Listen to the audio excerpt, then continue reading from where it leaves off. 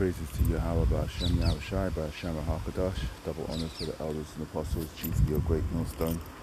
We are the Hebrew Israelites, consisting of Judah, which is the African Americans, Benjamin, which is the Trinidadians, the Caribbeans, Levi, which is the Asians, Reuben, which is the Seminole Indians, Issachar, the Mexicans, and Italian,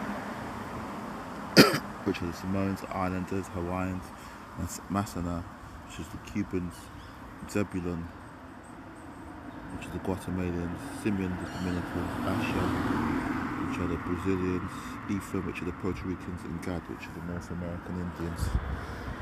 And I'm kind of heavy on Genesis at the moment. Genesis chapter 3.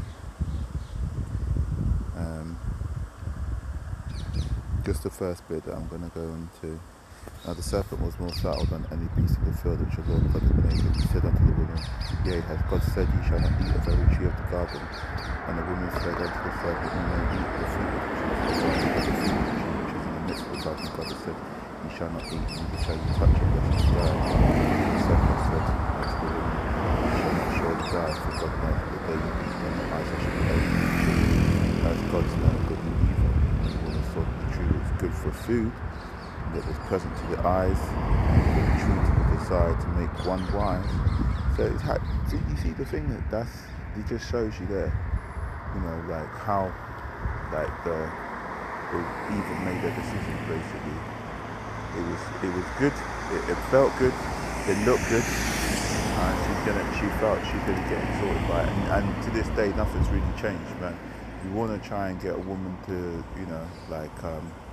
convince a woman of something, just make it feel good, make it pleasant to the ear to hear, and make it sound like it's going to make her exalted, and that's it, that's it, that'll do the trick, that's all you have to do. And they had,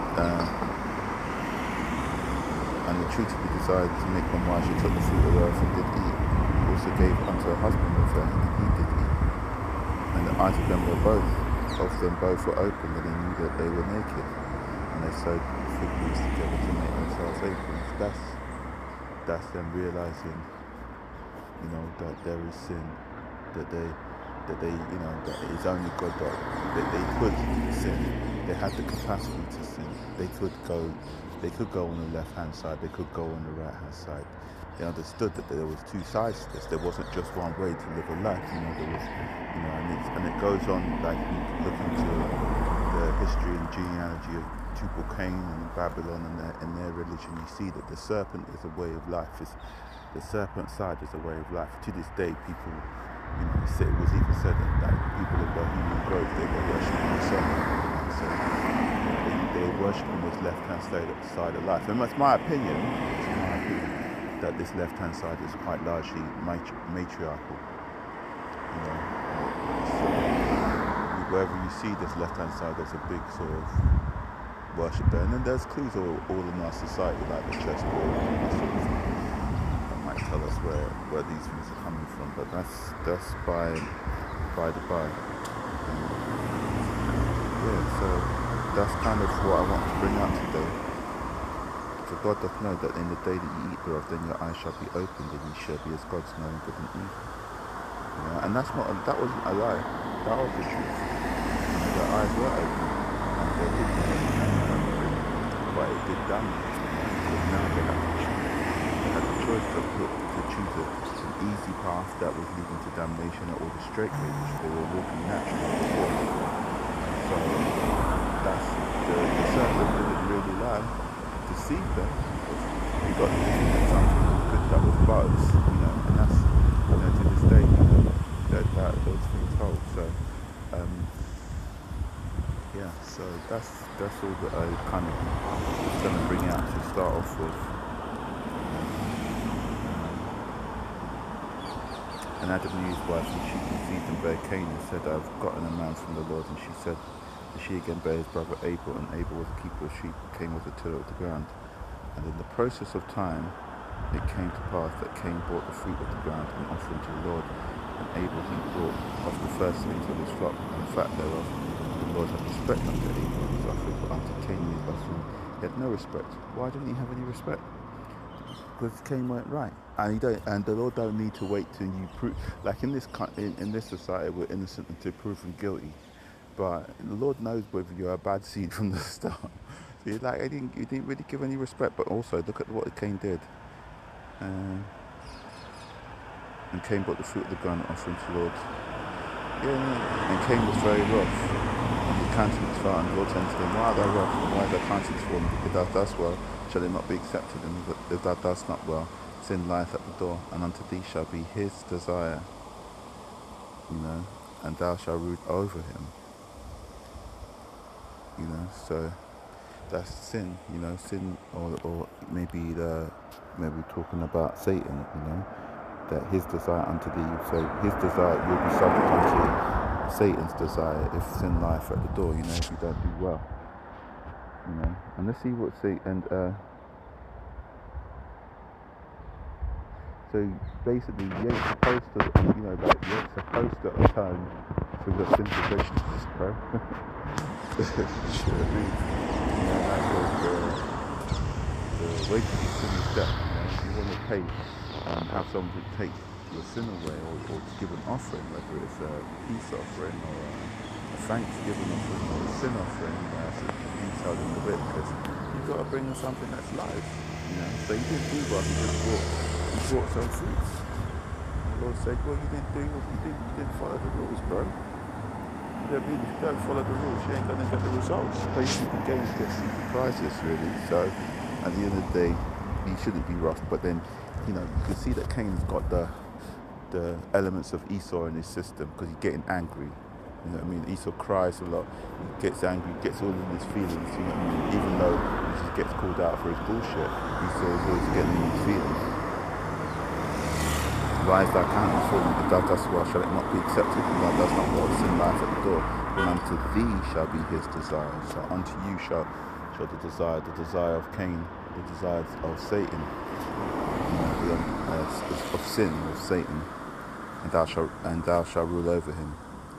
And Cain walked with Abel his brother, and it came to pass that then when they were fulfilled, that Cain rose up against Abel his brother and slew him. Same thing as Jacob and Esau, innit? Gets in his feelings. Someone's got a bit more in him, so you got to kill them. Those that take a field by violence, feeling that they can take from other people just by killing them, and that everything's going to fall into your hand. It ain't so. And Cain talked with his brother, and the Lord said unto Cain, where is Abel, thy brother? And he said, I know not. Am I my brother's keeper? So he lied. And he said, what hast thou done? The voice of thy brother's blood cries unto me from the ground. Now thou art cursed from the earth, which shall open thy mouth to receive thy brother's blood from thy hand. When thou tillest the ground, it shall not henceforth yield unto thee. So it's the same kind of the same curse that was in Genesis 3. Genesis 3 in the Lord, and unto the woman, because thou hast hearkened unto the voice of thy wife, and hast eaten of the tree of which I commanded thee, saying, thou shalt not eat. Cursed is the ground for thy sake, and sorrow thou shalt eat of it all the days of thy life. Thorns and thistles shall bring forth unto thee. And so you're going to be eating like herbs and grass and lettuce. You're eating nice fruits and that, but now you're going to be eating like thorns and thistles, and in the sweat of thy face thou shalt eat bread. So you're going to have to work hard to get to survive.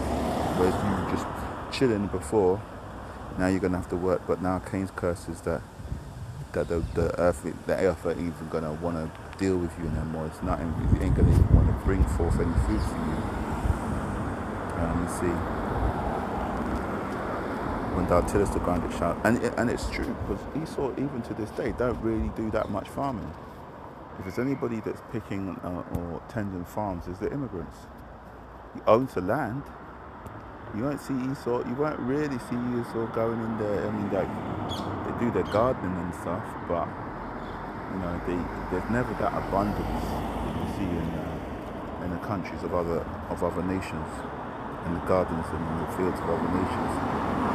And then here's it. When thou tillest the ground, it shall not henceforth yield unto thee her strength. A fugitive and a vagabond thou shalt be in the earth. So you are wandering Europe, you're on your ships, going to the fourth part of the earth, trying to enslave this one, enslave that one, and everybody's going to hate you in there. And before everybody rises up from you, you're going to have to jump ship and go somewhere else. Behold, thou hast driven me out this day. And Cain said unto the Lord, my punishment is greater than I can bear. And isn't that the same thing that Esau said? No, he didn't say that. He said, haven't you got one blessing for me? But it's the same sort of thing. Please let me off, please let me off. Behold, thou hast driven me out this day from the face of the earth, and from thy face shall I be hid, and I shall be a fugitive and a vagabond in the earth. And it shall come to pass that everyone that findeth me shall slay me. So one of the things I wanted to bring out was that, Cain and Abel, they already were given offerings. So it just shows that Adam was put in order. The Adamites, those people, they already knew the law, statutes, and commandments. They knew how to walk with the Lord. And when they talk about walking with the Lord, they ain't meaning going for a stroll. It's meaning how to follow His law, statutes, and commandments, to do what He's saying, and to, when to give sacrifices, what to give sacrifices, how to give sacrifices. Feast days, anything, all these things to observe, what foods to eat, what things not to eat.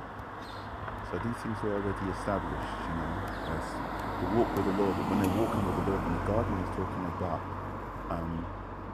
following the Lord's statutes, commandments, and everything being good. That's the metaphor.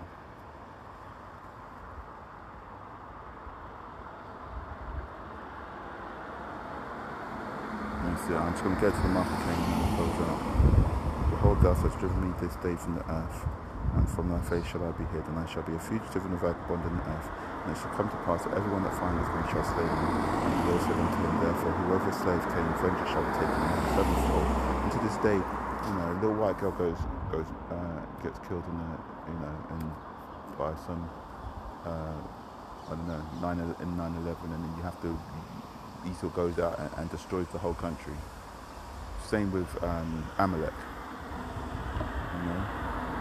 Something happens, not even some festival happens, and some people get taken out, and it's not even sure whose side took them out, but the whole of the Palestinian nation, children getting their heads blown off. And Cain went out from the presence of the Lord and dwelt in the land of Nod on the east of Eden. And Cain and his wife, and she kids evil, bare Enoch. Anyway, that I want to say shalom. Short lesson today. New spot, new highway, new byway. Alright, shalom.